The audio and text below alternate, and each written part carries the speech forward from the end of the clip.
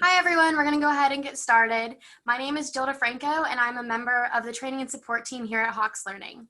Our speaker today is Professor Matthew Horne.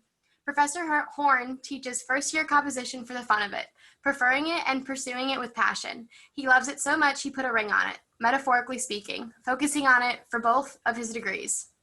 From homeless youth to nonprofit organizer and composition instructor, he seeks to make a difference in every single day, which is exhausting. So, survival is not flippant or cute word to him. He uses it with purpose and meaning. We are so excited that Professor Horne is here to share his experience and insight with us today. We will do our best to get as many questions as possible, so please enter those in the Q&A as we go, and Professor Horne will address them at the end. On that note, I'll hand it over to you, Professor Horne. Thank you very much. So I'm going to share my screen and get started. So first, I'm just going to expand a little about me, why I'm here, and who I am.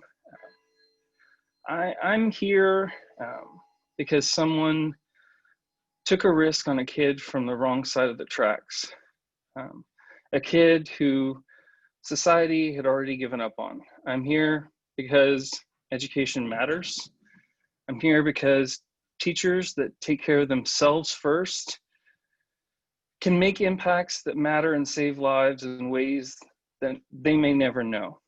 I'm here because non-traditional does not mean undeserving. I'm here to pay it forward, not to move the goalposts of higher ed in favor of students and faculty, but to reimagine the entire arena. How? I teach comp. That's my I'm a teacher, hear me roar statement. And all joking aside, I'm not full of myself, but that type of statement is how it feels sometimes. And something as simple as just teaching can be sometimes. It's one of many different motivations behind why so many of us allow ourselves to become overloaded, even beyond the overload we're required to burden ourselves with sometimes. And it's kind of why I had the idea of doing this presentation. So we're just gonna go on to the next slide here a little bit. So before we begin, I have a brief check-in poll that we're gonna do via the Zoom pop-up window here. It's gonna ask you what motivated you to join this presentation today. So if you could, I'd appreciate you selecting which of these options was the one that motivated you the most to join. So it should have popped up for you. Take a minute or two to just select which answer, click on the submit button. You'll notice one of those is a little humorous. I'm weird, I have a weird sense of humor.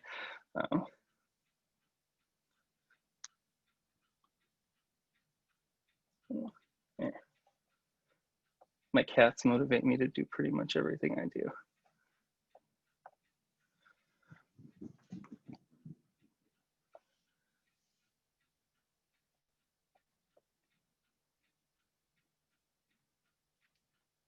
Take a few more seconds. Give everybody enough time to select their answer and submit it. And then we'll reveal those results here in a little bit.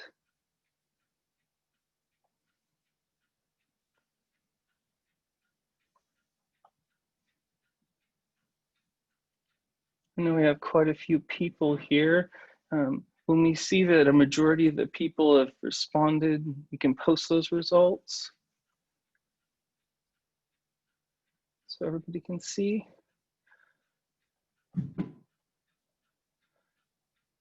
Great. So it looks like a tie between providing tools, which hopefully I'll be able to provide you, and an interesting description for personal development. So hopefully I can tie both of those two together and provide some perspectives. And a few people are like me and they have very, very persuasive cats. So, alrighty. So the second question, second question is coming up as well. And that one is more about your experiences with being overwhelmed. So it says, have you ever experienced a feeling of being overwhelmed as an instructor consistently for a period of longer than a week? First one is yes, and then the others are varying degrees of no. And I'd ask that you answer this question honestly. Not that I think anybody's going to answer this honestly, but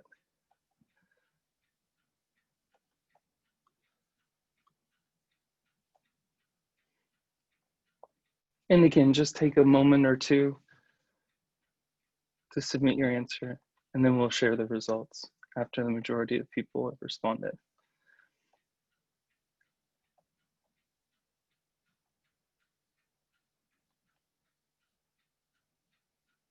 And then once the majority of people have responded, please share those results so that we can see them as a group.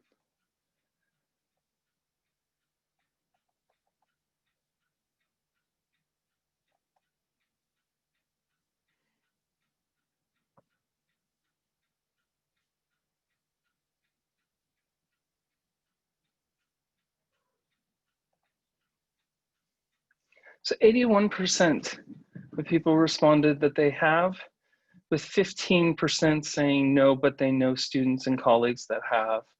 And the interesting thing about these results is they correspond to a study that recently came out from EdSurge.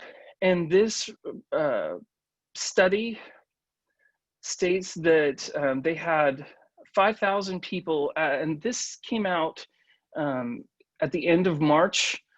And in just 3 days, over 5,000 teachers responded with 5 feelings that they were currently experiencing.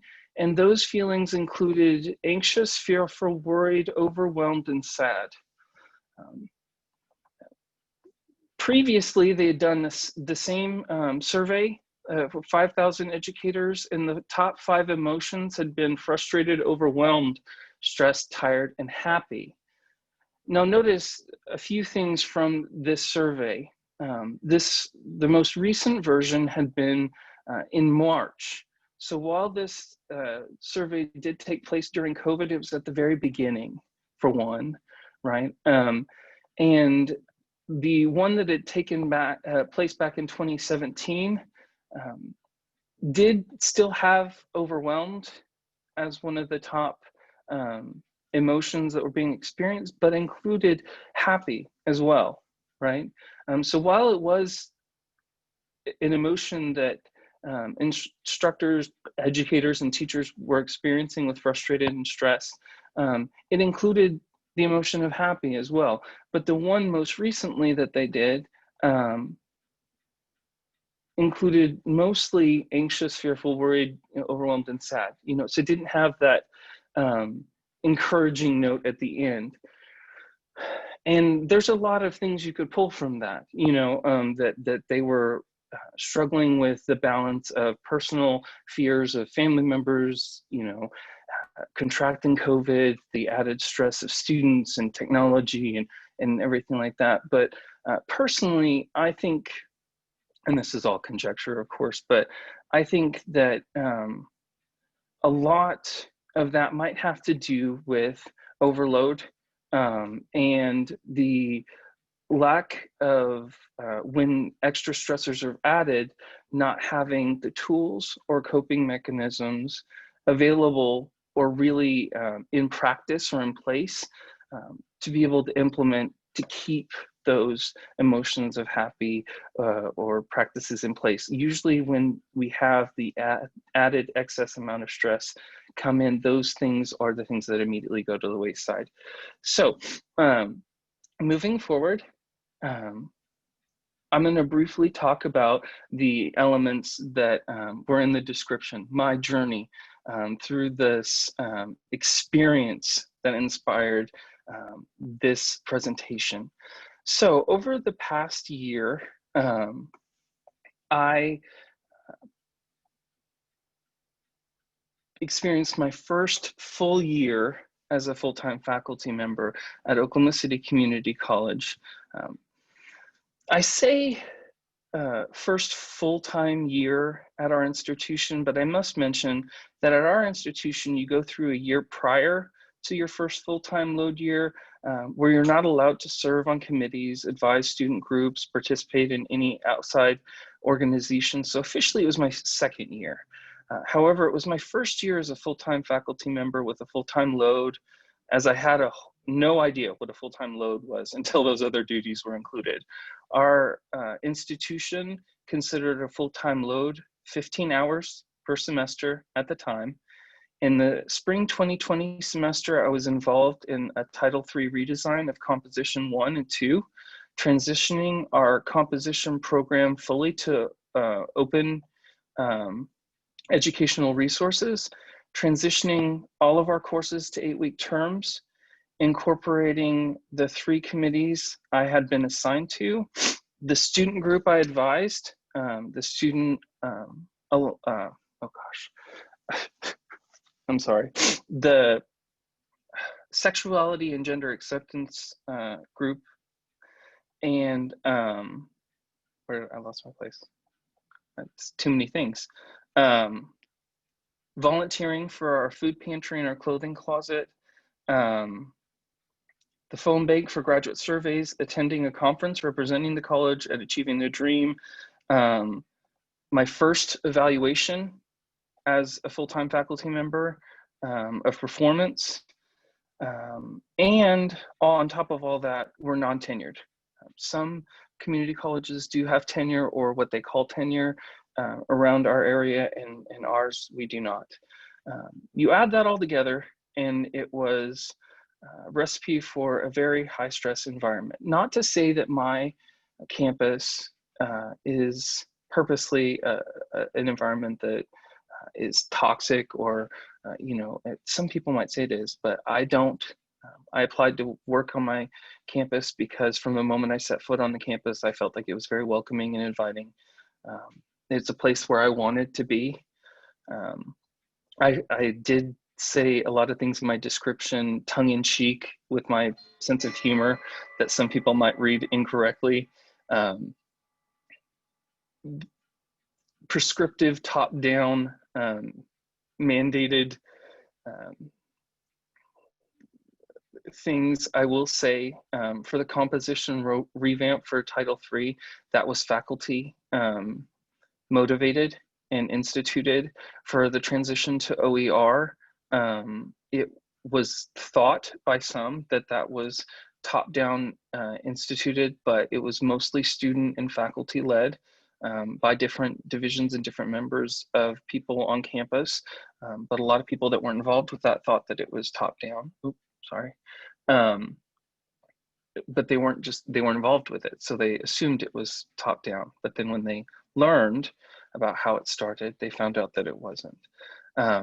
So, the 8-week transition was something that was decided at a higher level, and there was faculty input given. Some people felt like it was listened to, other people did not, but that was perception. Different things like that. So it depended on how you looked at it, in perception point of view.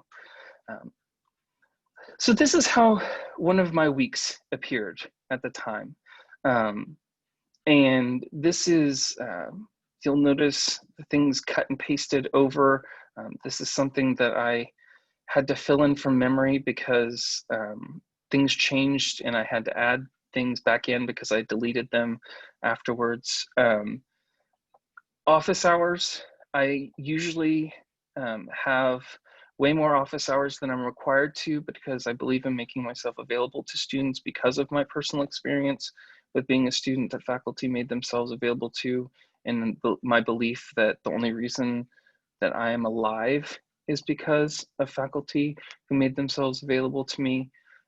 I usually would wake up at about 5 or 5:30 in the morning and try to be at campus by 6 to 6:45, usually 6:45 at the latest.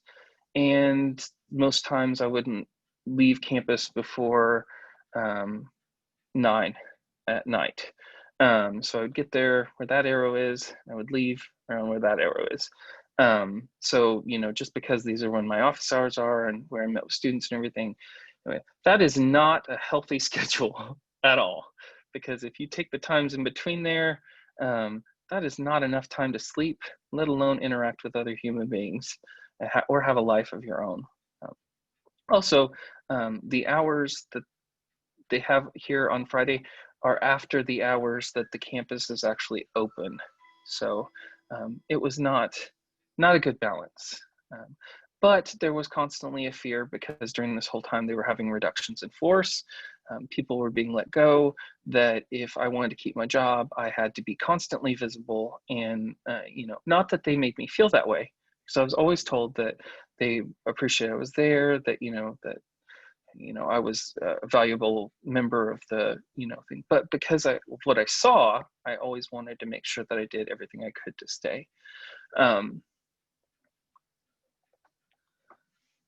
So what I learned through this experience of all these different things, I learned that whether I take care of myself or not, whether I burn myself out or I take care of myself and put my needs first, I'm still replaceable, right? Whether I put my needs first and make sure that I take care of myself, or I let myself get completely burned out, they can replace me. And in either way that ends, right? To take care of others and contribute to quality work for students, for the institution, for myself, for personal development, I have to take care of myself first. And this is a cliche, you hear it all the time, but it's true. And as I stated at the beginning with my introduction, instructors who take care of themselves first make the impact. They help others. It's like when you're on a plane, put your own mask on first, then help others, right? You hear that. I've heard that so many times recently, but it really is true. When you're taking first aid, mental health first aid, all these other types of trainings and everything, it's like, take care of yourself first, then you help others. No matter what my ego dictates, right? And this is a really important one. The world does revolve without me. Just because there are important projects going on campus doesn't mean I have to be involved with every single one of them, even if it's something that I care about. My health, well-being, things that I've already contributed to and promised that I would be involved in take precedent. So, you know, that program can go on without my input. You know, some things are out of my control. I must take responsibility for what I do have control over. That's a big one, right? It's like the serenity prayer. I must accept the things I cannot change, right? So these are things that I haven't learned, and yes, they are almost cliche, but a lot of the times when we are in the midst of everything, it helps to pause, to stop, and to think about the things that are almost cliche, because when they're that ingrained in us, a lot of the times we just take them for granted and don't stop to think about them. So what, right? We think, what can you take from this? What are some really important things to stop and think about? One of the ones that I take from mindfulness, because I've also struggled with a lot of history of mental illness. It runs in my family.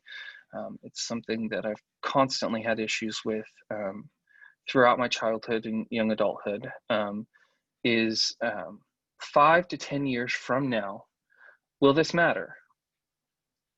And a lot of times when you're struggling with things, deadlines, overwhelming amounts of, did I let somebody down? If I say no to this, will this person, 5 to 10 years from now, will this matter? And a lot of times when it comes to telling somebody no, or not taking on extra responsibility, the answer to that question is no. It won't. Honestly, they'll ask you, you'll say no, they'll move on. They won't even think about it again, and it'll be done, right? Or they'll ask, you'll say, oh, I can do it this time, and they'll say, well, that's not good enough, and then they'll go ask somebody else, right? Next, what are things that you do that bring you joy? A lot of the times we get so consumed with the work, because that's what matters, that we don't remember what it is that we used to do that brings us joy. I like to garden. I like to read things that aren't comp theory, things that aren't student papers, things that are just really trashy mysteries, or mythology, modern takes on mythology. I love those types of books that I can read in a day, things like that. I love those types of things, and getting back to those types of things and being able to do them. Knitting, that's something that I really like. My students giggle every time I say that. Helps me to recharge. And if you don't do the things like that, getting in touch with your things that make you recharge, you'll deplete yourself. And you're not the only one that will suffer. Your students will suffer, your division will suffer, because you're not at your best, and it'll affect those around you, those that care about you, and those that depend on you. Vicarious trauma is real, y'all. So take it seriously. I know that we care about our students, but over investing in our students makes us susceptible to taking on their trauma, and becoming a victim vicariously of their trauma. So we need to make sure that we have boundaries that do not allow us to become vicariously a victim of their trauma. I know in composition, one of the things that happens as someone who reads so much of student writing is that we had to redesign one of our writing assignments because it was autoethnographic, and it asked about experiences. And because of the way the prompt was written, instructors were having to read hundreds of essays about extremely traumatic events students had gone through, and it was taking its toll. And after years of that, we'd had faculty members, especially adjunct faculty, who had just fallen by the wayside. And finally, some of us had said, enough is enough. We've had close relationships with these faculty, and as a direct result of one of our assignments, we've lost them. We need to make changes. And here's one that seems easier said than done, but in practice, when it's actually done, in my experience, and it's limited, believe me, I know, is as easy said as done. We had a large problem at OCCC with people talking a lot amongst ourselves and not speaking with admin, and then admin finding out and trying to talk in rumors and everything. And then a lot of times when we had conversations, things seeming to be resolved, and then people saying they weren't resolved in rumors. But then when people had conversations bluntly, when it came to a head, finding out there was no real issue. So keeping communication open when there are issues with your admins. I'm not talking about when you have serious issues with admins, but for issues like with that assignment, we could have prevented a lot of those members of our team from being traumatically affected if it had been addressed from the beginning. And that could have been easily resolved. It was just an assignment. It might have been somebody's assignment that they developed and they were proud of, but if they saw that people were being affected the way they were being affected, I would hope that it would have been easily resolved, and they would have cared for their fellow faculty members enough to see that it could have been easily adapted.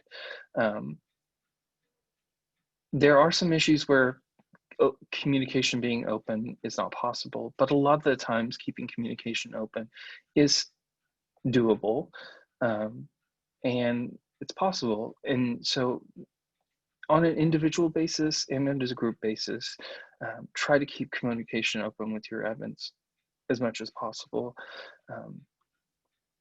No policy. This one is difficult. Especially at my institution, I ran into so many problems with the fact that our policies are published on a website that is a maze unlike any you've ever seen. I had to go to Google and Google our institution and the policy to find the policy, because if I went to the search feature on our website and tried to look for it, I found one from like 5 years outdated, but I couldn't find the one that was actually like the one that was legitimately the policy. And then like when I tried to find certain policies, I couldn't find them. And I asked a person, where's the policy? And they said, oh, that's an unwritten policy. And I said, so you mean it's not a policy? And they said, no, it's a policy. It's just an unwritten one. And I said, if it's an unwritten policy, then it's not a policy. And they said, no, it's a policy. It's just an unwritten one. And I said, you can't have a policy that's unwritten. That's not a policy. That's like, you know, if an admin says, I want you to do this, that's a command, but that's not a policy. That's a guideline or command or something like that. It's not a policy. If you want a policy, you go through the committee, you make a policy, then you publish it as a policy. But so that it was interesting. And now I'm on the committee for policy, and it's really interesting because we get to see how they go through the process of doing policy and everything, and they have really redone the website, and I know where all the policies are, and it's really interesting. There's always room for improvement, but it really is interesting to see how the whole system works. But knowing policy is a good thing, and helping to make policy clearer and more available is also a good thing. Engage in advocating for yourself as well as your students. Know your options for engaging in advocating for yourself.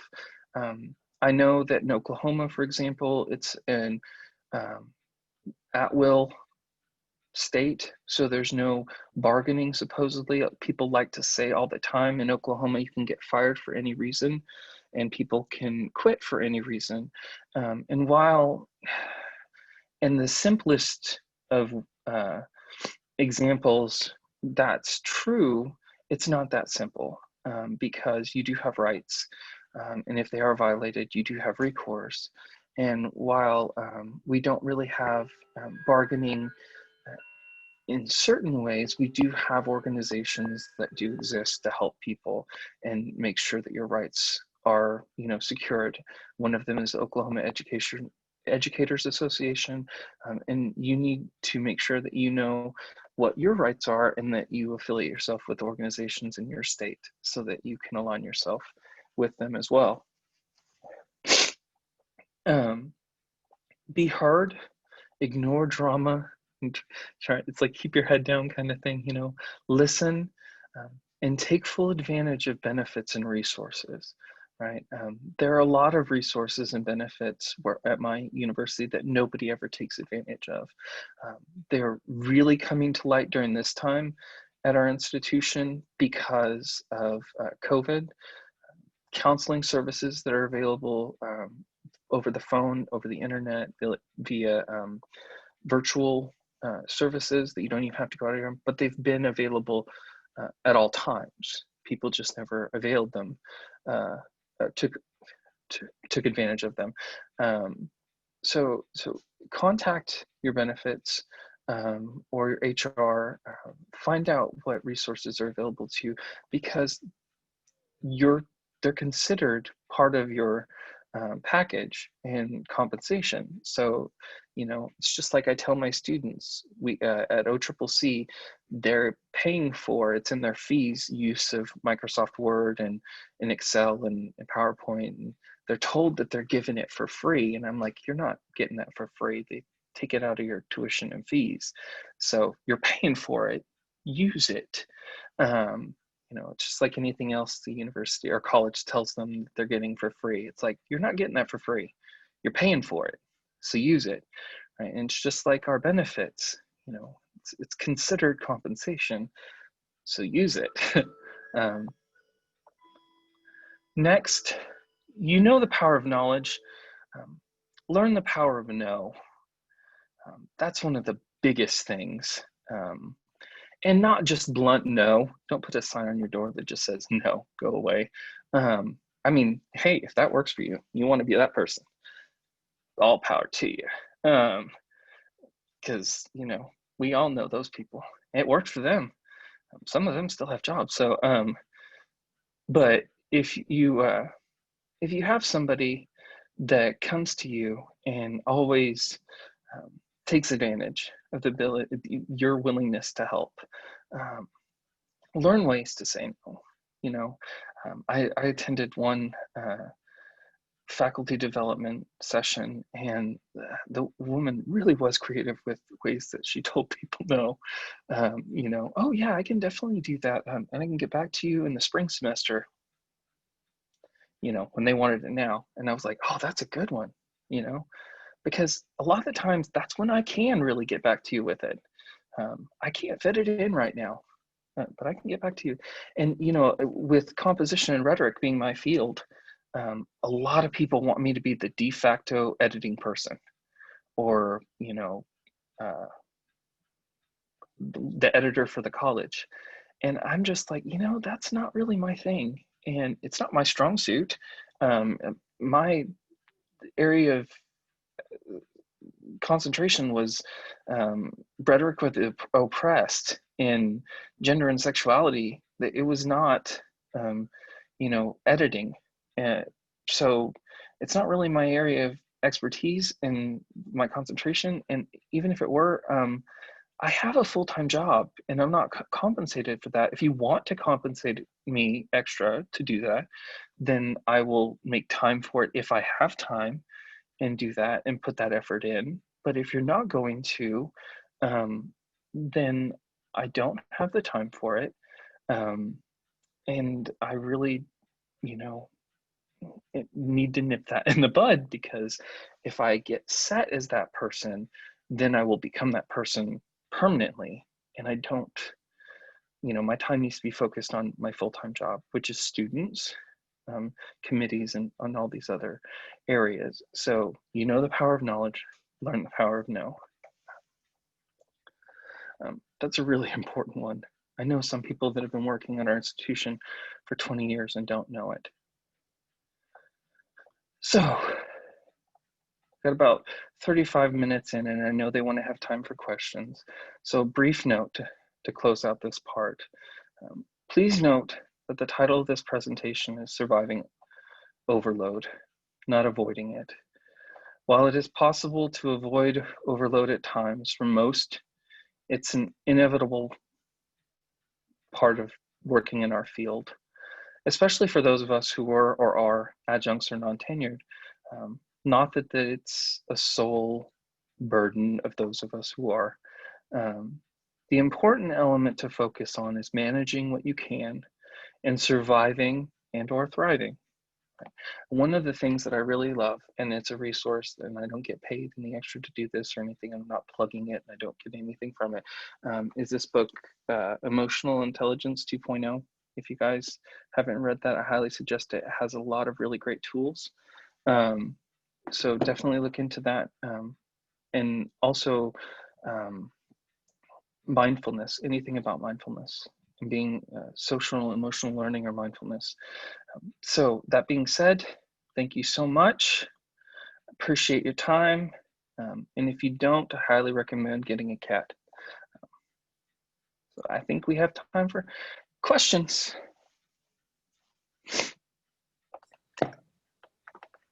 Other questions? Thank you. Yes, we do have a few questions. Let's see. Yay. A couple. I saw there's a question about offering a certificate of attendance at the end. We do offer a certificate of attendance. Okay, someone asked, do you have any grading practices, grading papers that helps you to manage time more effectively? As writing teachers, it's easy to overdo it. Oh my gosh. Oh yes. Yes, I do. So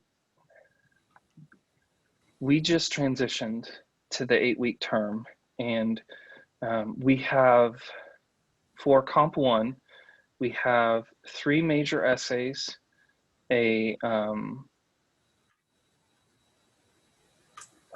textual analysis, and a final reflective analysis.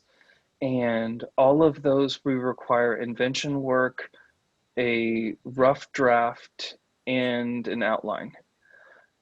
We have discussion boards for all the steps along the way, and I read every single one of those, and I comment on every single one of those. The tip that I have is that I use quick marks. I give global feedback. I don't do line editing. And I start at the very beginning and use, Open Grader in Moodle that grades them in bulk, and you can just click and go through. And it's at the very beginning, I give very specific guidelines of what they need to do. And the lectures going over, do this, and very, very specifically going over it. Because if I nip it right at the beginning and I see it from the very beginning and I give that global feedback, they usually are pretty good about seeing it and knowing it. And then from then on, when I see the outline, the rough draft, and the final draft, I can just say, I've mentioned this before. I've seen this before. I commented that on your rough draft, and it's a lot easier from then on to say things. So that helps with grading, because it does. I have 5 classes, five classes this 8 weeks. It can get way too much because I need to take my own advice and say no sometimes. But that's including companions, because I do teach the companion courses for Comp 1. So those are 0 level. And I think I answered 2 of those, right? Because one was how many, one was how many essays, and the other was, right? How many essays do you assign in the 8 weeks? And then. And do you choose topics for students, or do they choose? So we have the way that we design the Comp 1 course is we have it based on NPR's, it's a radio program about belief. They have, there was a radio program in the 50s about This I Believe, and they have all these different beliefs that people talk about what they believe. And our essays are all based around that. A student chooses a belief, something they believe, and then they have to develop a narrative around the experiences that help them develop that belief and how they believe it and why they believe it. And then they have to develop an informative essay explaining the elements of their belief and informing an audience from an unbiased viewpoint. And that helps them address the biases they have about belief. And then they have to do a classical argument about taking a stance on that belief within a larger issue. So it's about a belief. They get to choose the belief they have, but they have to do those 3 essays about a belief. And that's new. That's something we're trying out. Again, we've just revamped it and started it this semester. Sometimes it works, sometimes it doesn't, because sometimes the students listen when you say, you're going to have to do all these essays on one belief. So choose one that's not something you're too close to. Other times they don't. But yeah. So they do get to choose the belief, but they have to choose a belief. For Comp 2, it's different. We do a classical argument to connect, to bridge from Comp 1 to Comp 2, and then they have a Rogerian and a Toulmin argument, and it has to be on the same topic, but it goes classical, Rogerian, Toulmin. But it can be on any topic they want, but all three have to be on the same.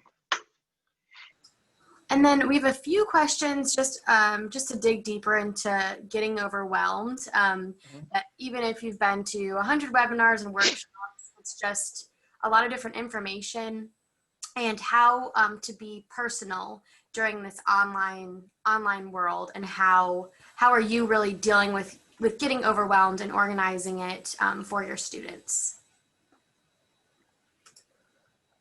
I think the biggest thing, and it's probably something I didn't address here, because, and that's probably a huge oversight, and it's something I mentioned earlier, it's something that's so ingrained that I overlook it all the time. I take it for granted, is personal support network. When it comes to organization, I have a support network of people that are there to check me, because a lot of times I'm not the best at organizing everything in the best way. And that's another thing that the book, the emotional intelligence book, talks about, is like people that are good at it, helping you to be better. So I'm not an organized person. If you saw my desk right here, it's a mess. Like in that calendar, that was a perfect example. I have to have that because my phone and my watch tell me where to be and what to do. And if it weren't for them, I would be completely lost. You can ask Danny. I mean, like, if it wasn't for his emails, I would probably not be here. So with organization, that is not my strong suit at all. Online teaching has eaten my lunch so bad because, oh, there's my cat. She's saying hi. Because like when I have to be in a classroom doing things, that's one thing. When it's online and everything's electronic, it's completely different. And that has been a struggle for me this time doing it. But I really already forgot the question. Oh God, Stampede. It's just really, a lot of questions are coming in about, navigating and still having that personal connection during an online time. With students or? With students and in general. We're getting just a lot of questions and things, just that they're starting to lose their love for teaching, and what they're doing since navigating in this online environment, and just how different. Yeah, and a lot of that study that was talking about talks about that, like a lot of people are losing their love for teaching, and how many people are leaving education because of being overloaded and overwhelmed and everything. And 30% of people before the pandemic, 30% of people leave education in the first 5 years of teaching. And it is hard. Like I said before, when we were talking before the session, I love teaching in person. It's how I recharge, interacting face-to-face with students. I'm by default an introvert. So I recharge at home with my cats, not by interacting with people. Crowds really freak me out. Interacting with people is not my thing. Teaching is totally different. With students, face-to-face interacting, showing them how to do something, seeing the light bulb go off and then get it, is totally different, and it recharges me. Online, all the struggles and seeing them just ghost, like not engage, just like disappear, and emailing and trying to engage them and it not working, having Zoom meetings where like 2 people out of 30 show up, because I'm not allowed to have synchronous class meetings. It's forbidden. Like I can have optional Zoom meetings, and I have to record them and post them to my courses, but I cannot require them because it has to be fully online. And so like I have no requirement that I can have interactions with my students. And I can see that. I can see very easily losing the love of teaching. But when you're trying to engage, it's what I said, have conversations with your admin, because I'm doing that now. I'm talking with my administration and saying, listen, this is affecting me and other faculty members. We have an absence here of the thing that recharges us as educators. And a lot of us are losing that love for what we do because we can't interact with students and we're hearing from the students. And I actually include the messages. I remove the names so it's not personally identified, but I say, listen, this is a message from my student. And it's my student saying, I would have done well in your class if I had you as an instructor face-to-face. I know it because you are amazing. You were always kind. I end every single one of my emails saying, please let me know what more I can be doing for you, because I mean it. I give them my cell phone number. I know a lot of people don't do that because of boundaries and everything, but I give my cell phone number. I say, call me, text me, email me. I also tell them that I'm old and I go to bed at 9:30 every night, because I do now, because I've set a boundary. But I will do whatever I can to make them successful. And I tell them that, but there's a line and they have to do something as well. And I put that in my syllabus. I used to say that I'm my student's biggest cheerleader, but I don't believe that anymore, because if they're not their biggest cheerleader, there's very little I can do. But that doesn't communicate the same way when you're a faceless person in an email. And I think that some of the administration is seeing that, because our institution was the only institution in the area that we're in that didn't have enrollment nosedive in the fall. But that's because our classes were still listed as in person, because it was too late to change them. And I think now in the spring, we're going to have to list everything as online, because that's how we're doing it. And I think when they do that transition and it's transparent that everything's going to be online, it's not going to be the same. So I think there's going to have to be some give or take. But yeah, I really don't know what to say about that, because we're dealing with the same thing too. It's hard. And a lot of people are contemplating that. They're like, what do I do? I don't have that love anymore because the students are gone, and they're why I do this. So. And then is there something faculty can do to collectively to try to reorient away from that overwork culture and peer pressure related to that in the promotion and tenure standards? I know that at our institution, we have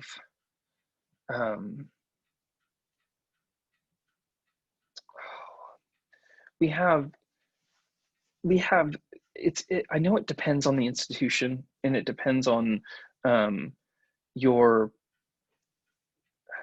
okay, I'm just going to use hypotheticals here because I don't want to get in trouble. But some institutions, if you're tenured, you can't get fired unless you're convicted of a misdemeanor or a felony.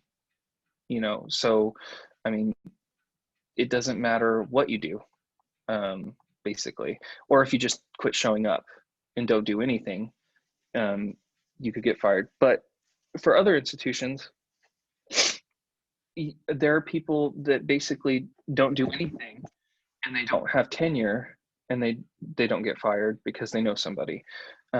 What we've done, a lot of people at our institution, is we've gotten involved in organizations like OEA, and we pay dues and their membership benefits. And one of those is they have counsel.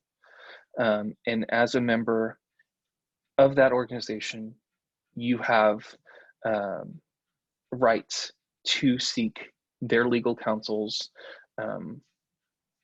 advice, right, without paying huge amounts of money to a lawyer of your own.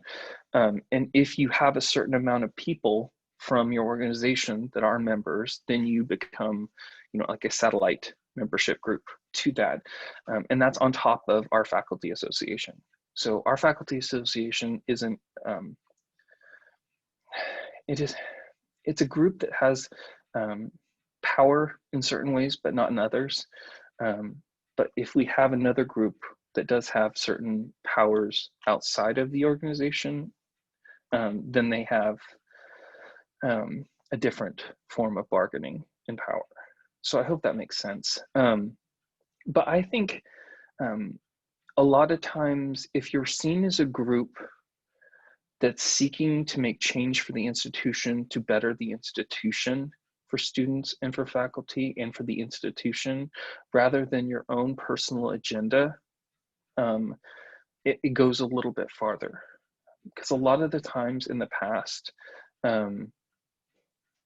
there was no movement for faculty or for students or for the institution in a better direction, because certain organizations were seen as forwarding the agenda of an individual, not the institution or the faculty or students.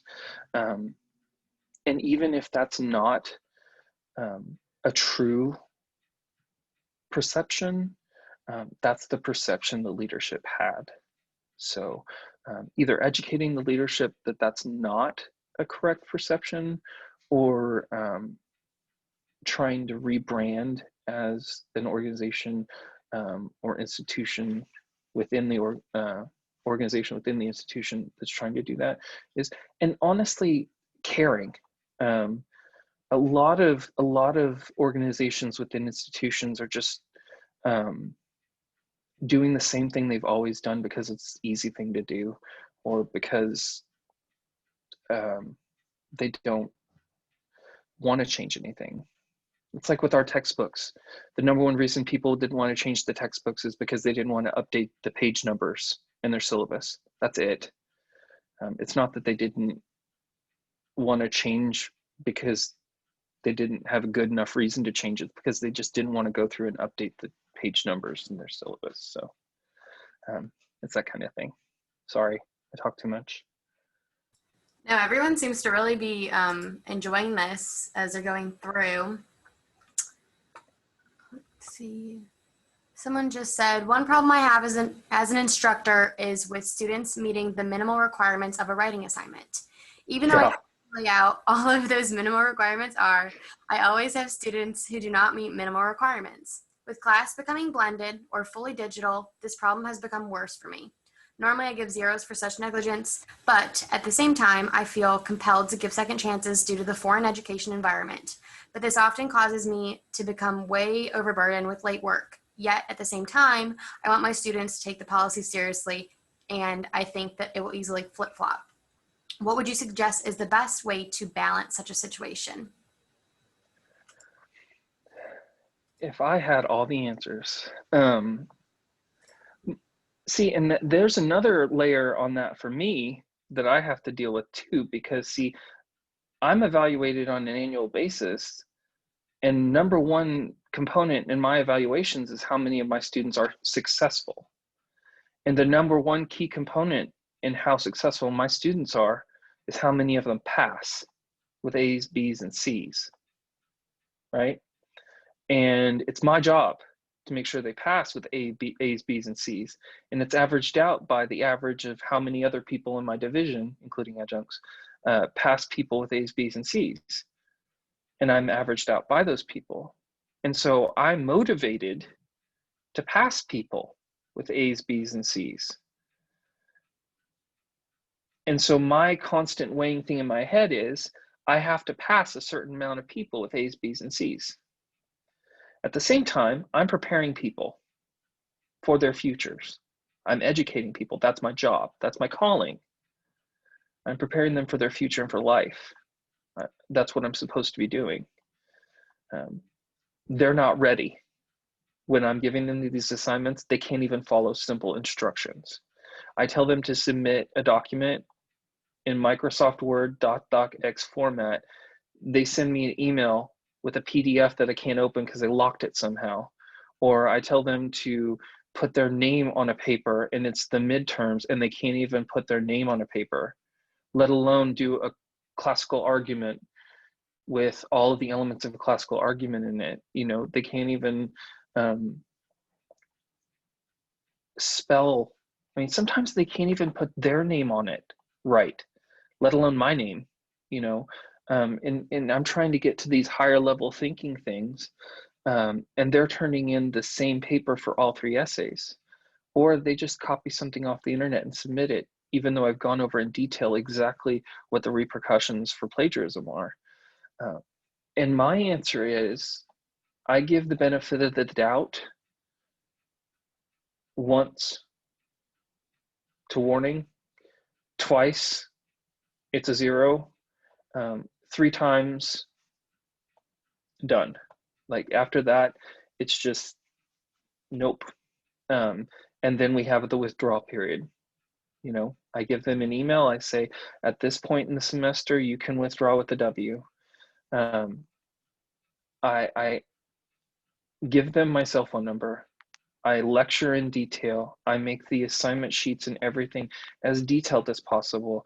I do meet for the regular scheduled class period times on Zoom for the full class period time and lecture as if there is a class there, and record it and post it online, and they can go and view them. So it's not any different than my regular class. And I tell them that. That's what they were signed up for. That's what they're paying for. That's what they're getting. And yes, there is a whole online component, just like everybody else does and everything.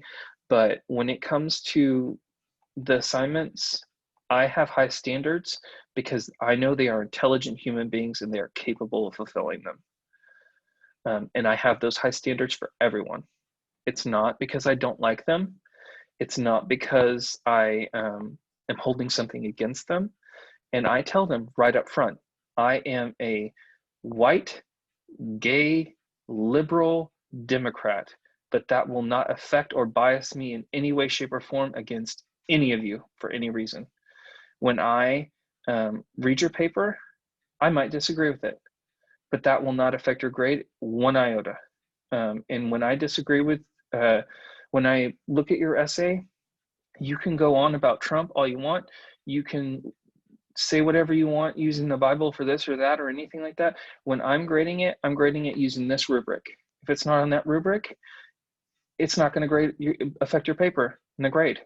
When it says critical thinking, appropriate for college level writing, I'm going to look at it and say, what level of thinking is this? Are you going critically and analytically into the issues, or are you just doing surface level, you know, summary and narrative? And that's what I specifically go into in class.